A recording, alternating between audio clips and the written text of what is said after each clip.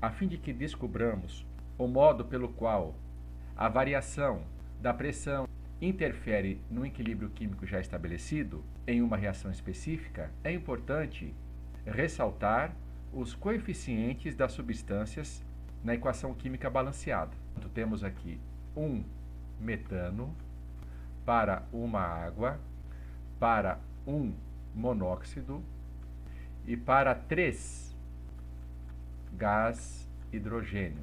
Vamos analisar como se comporta o equilíbrio do sistema quando ocorre um aumento na pressão.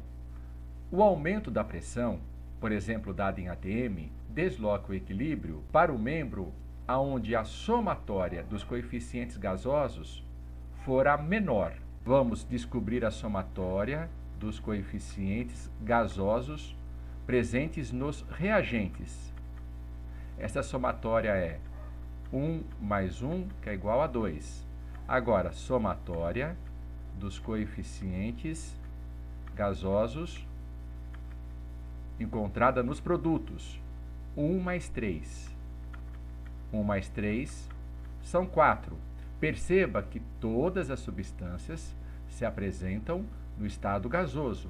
Portanto, nenhuma delas pode ficar de fora destas somatórias.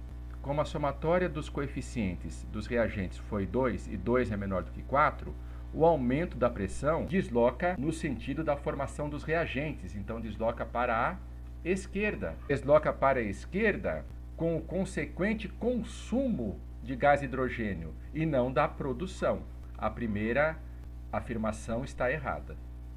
A fim de que analisemos como o aumento da temperatura interfere na posição de equilíbrio desta reação, vamos retomar o simbolismo associado ao ΔH maior do que zero ou menor do que zero, escrito na extrema direita de uma reação química qualquer, onde A e B reagentes encontram-se em equilíbrio químico com C e D produtos. Quando o ΔH é escrito desta maneira, no final da equação química, é como se uma determinada quantidade de energia, expressa, por exemplo, em kJ, tomasse parte como um dos reagentes da equação.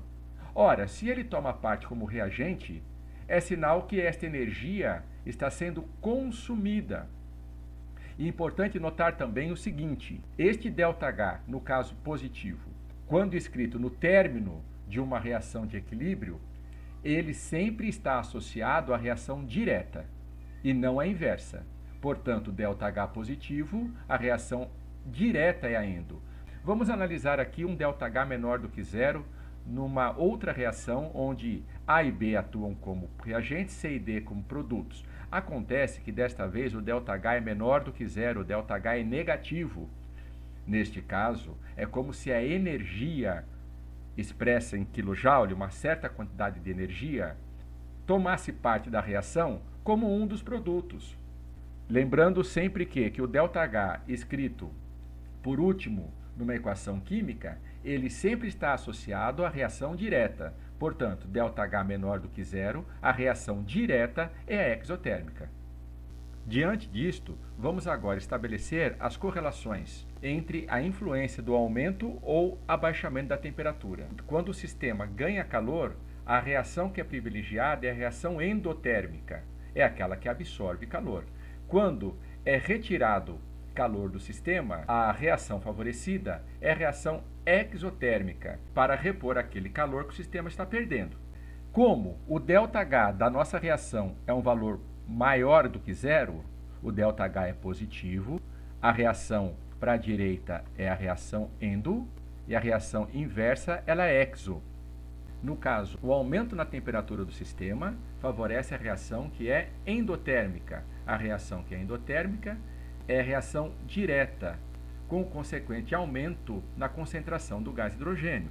A adição de um catalisador não perturba o equilíbrio já estabelecido, apenas faz com que este equilíbrio seja atingido num tempo menor. Vimos até então que um aumento na pressão não favoreceu a produção de gás hidrogênio, o aumento da temperatura sim, A adição de um catalisador não perturba o equilíbrio, apenas faz com que ele seja atingido num tempo menor. E agora a remoção de uma das substâncias, no caso aqui em específico o monóxido de carbono.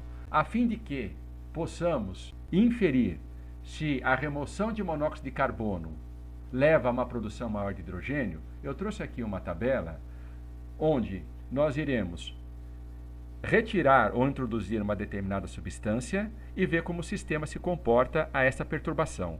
O sistema sempre vai se comportar no sentido de restabelecer as concentrações encontradas anteriormente à perturbação.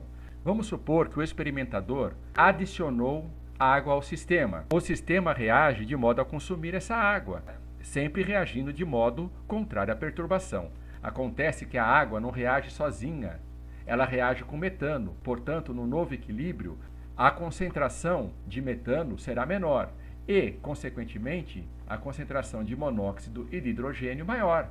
Digamos que num segundo experimento, o laboratorista ele diminuiu a concentração de gás hidrogênio, ele retirou gás hidrogênio do sistema. Ora, o sistema vai reagir no sentido de formar gás hidrogênio, a fim de que os níveis de concentração deste gás sejam restabelecidos.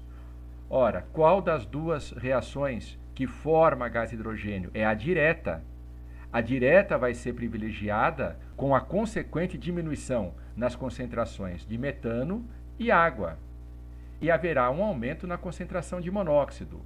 Por fim, vamos analisar como a remoção de monóxido interfere no equilíbrio.